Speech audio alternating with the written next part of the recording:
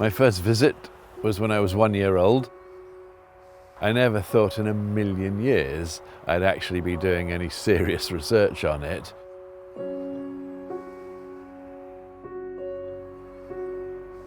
We've had 3 grants from the AHRC. The first one was to look at the Beaker people who lived just shortly after the time of Stonehenge, and in fact many of them were buried in the round barrows around here. After that we were funded for the Stonehenge Riverside Project, excavating at Durrington Walls as well as at Stonehenge. And we've just completed a 3rd project called Feeding Stonehenge, which is looking at the resourcing. Who came from where, what did they need to actually construct this thing.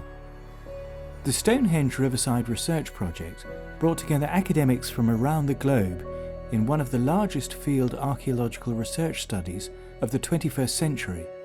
In particular, the project was interested in the relationship between the stones and surrounding monuments and features, including the River Avon, the Avenue, Durrington Walls and Woodhenge nearby. There are a lot of what we'd taken for fact because of previous excavations we overturned, as well as finding out that there was an awful lot more to discover. What we've learnt from our excavations, both here and at Durrington Walls, is that Durrington Walls seems to have been a complementary complex to go with Stonehenge, whereas Stonehenge was built in stone and was specifically for the dead. Durrington Walls was a place where people were living, and we've excavated the houses in what must have been a very large settlement of thousands of people. And we think that was probably the builders' camp, where they were actually living when they were working here.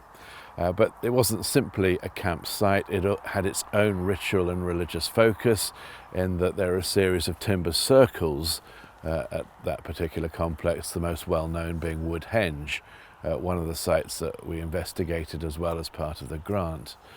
We've also discovered quite possibly the reason why Stonehenge is here, and that is that outside of its entrance, the avenue that runs down to the river and links it up in this sort of larger complex with Durrington Walls, the start of that avenue is a natural feature, basically a series of periglacial ridges and fissures, and they seem to have built directly on top of that.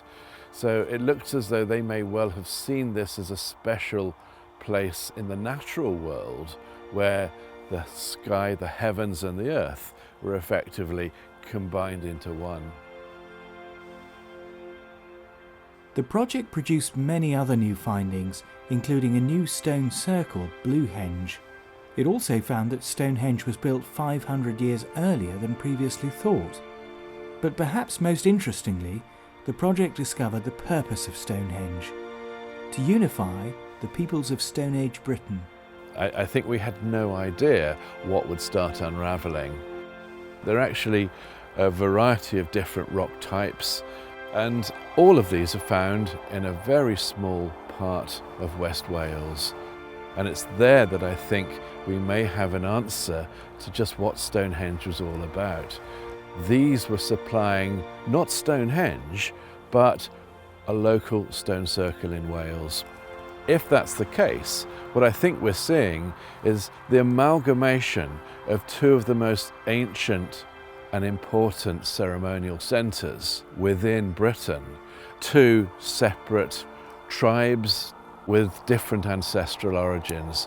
This is a monument all about the ancestors, and that's what those stones represent. That's why it was so important to bring some from Wales as well as others locally. Happy birthday, AHRC.